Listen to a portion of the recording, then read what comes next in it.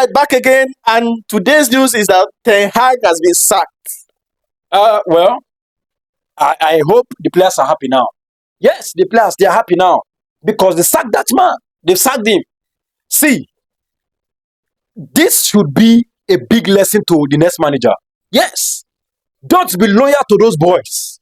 Those silly boys that missed 5 clear-cut chances against West Ham and sacked their manager. Because you cannot tell me that the manager is going to come into that field and play for them.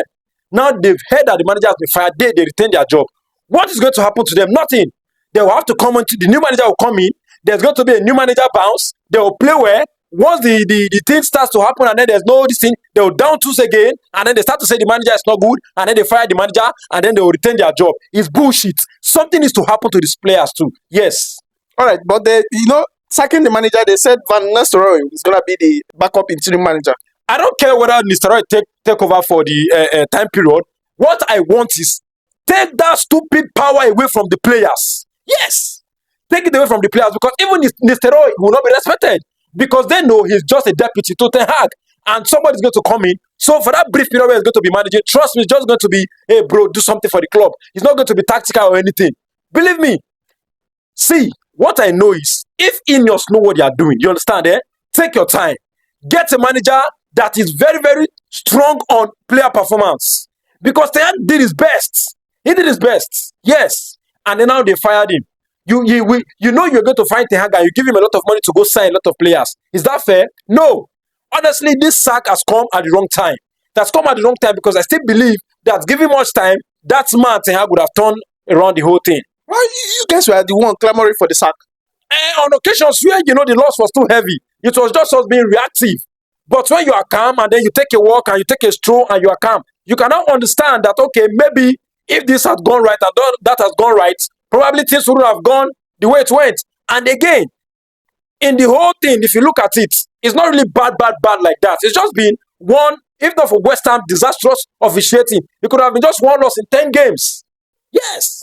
But it is what it is. The manager is gone now. The players are there. The Mike Oliver that did the nonsense in VR yesterday retains his job. Only the manager goes, which is bullshit. Now, the next manager is going to come in into the same situation. What's going to be done for him? It's Ineos going to tell me that, okay, if the players no longer want to play, they are going to fall back to that lazy decision of sacking the manager. Is that right? No. Football fans, is that right? It's not right. It's not right. Let me tell you something. See, players will be players. Owners will be owners. Manager will be managers. At some point, you need to find common ground. Yes, you need to respect the manager. You need to respect the manager because, first and foremost, this man was given a new contract last season, which means whatever meetings he had with Ineos was something that they believed in. Right? Now he has gone up to say, okay, we are not playing well. Just 1 or 2. Like, look, if you go back, the first loss of the season against Brighton shouldn't have happened. Ahmad could have finished. Maguire could have marked properly. Right?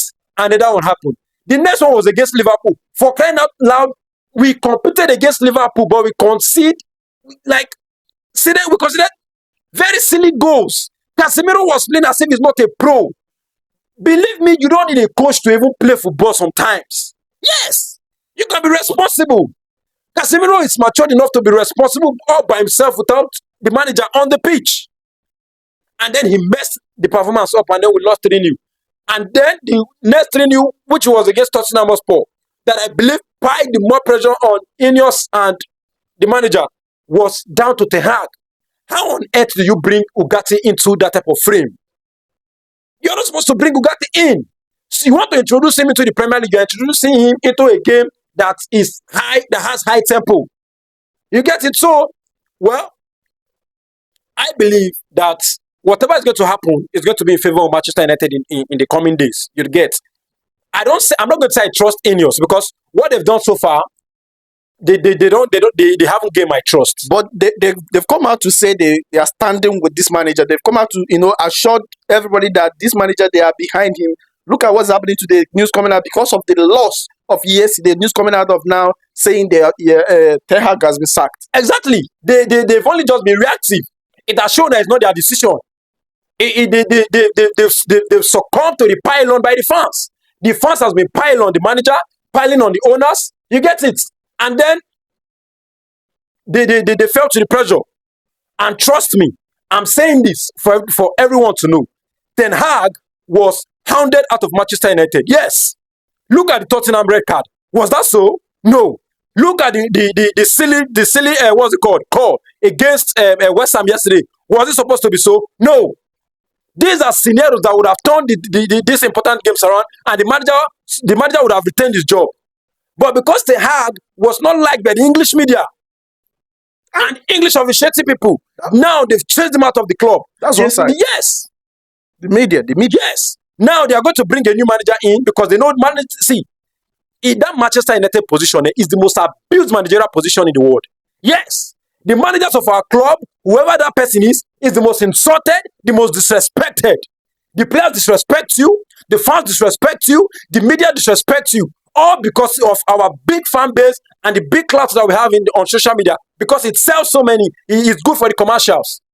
Yes, everybody is making whatever it is they want from the club. Now, from this point that we are now, the next manager, I promise you, is not known. Yes, that's how directionless in yourself. You've given the manager money to go and sign players. Yes, Tenhaag to has his own blame. Because if the club gives you 60 million and you go and sign Messi Mount, it's your fault. If you have Dalot and Wan-Bissaka and you said Wan-Bissaka and leave Dalot, it's your fault. Yes. If you have Ivan Toney in the market and you cannot lobby for Ivan Toney to come to your club and you go ahead and sign Ziggy, it's your fault. So he has his own blame. But above all, I still bring it down to the fact that the play personnel of Manchester United, Garnacho, Rashford, Bruno and co, they are rats. Rats. Yes, that's what they are. Nonsense rats. From this point to whenever the new manager is coming, I promise you're going to see a new performance. Is it because of tactics that they are now going to be playing well? No. It is because they decided to play well before. How can players have that power to be cherry picking what managers to play for and what managers not to play for? That's too much power. Look at your number 3. 3 of them, two of them have not shown up since. The last time Tenhaag used Luke Shaw was 2 seasons ago. 2 seasons ago was the last time he used Luke Shaw. Luke Shaw has missed half of his games in his Manchester United career. He came in 2014, 2014 thereabout.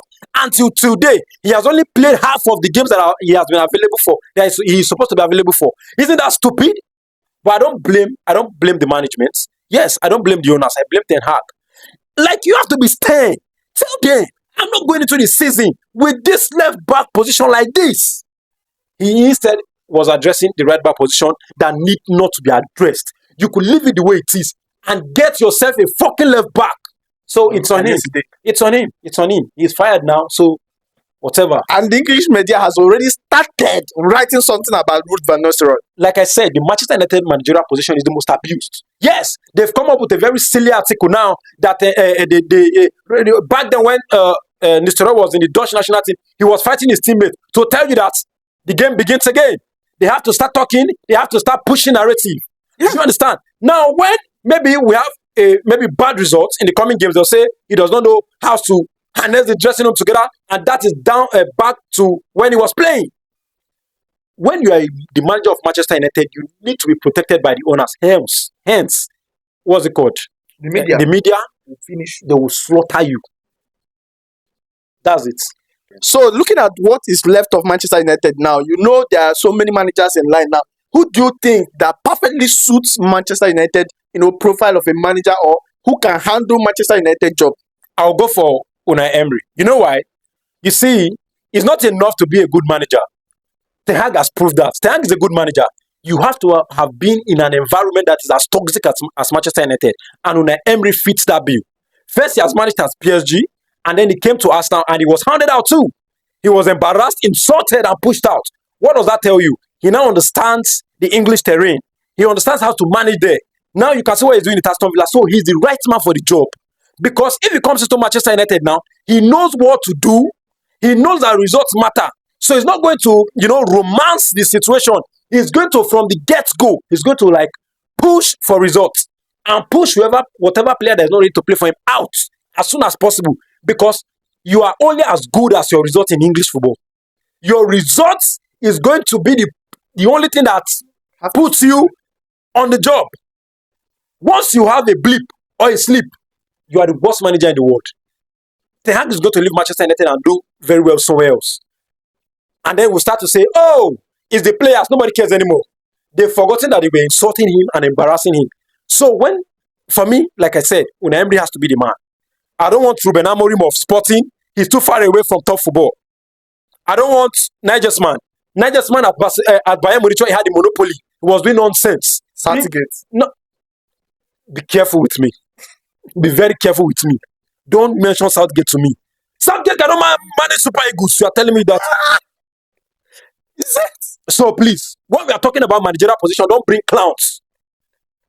As I was saying, now I want either Unai Emery, which is the manager I feel can do it, or maybe, just maybe, Zidane, because he's a big character. He has a big profile. You get.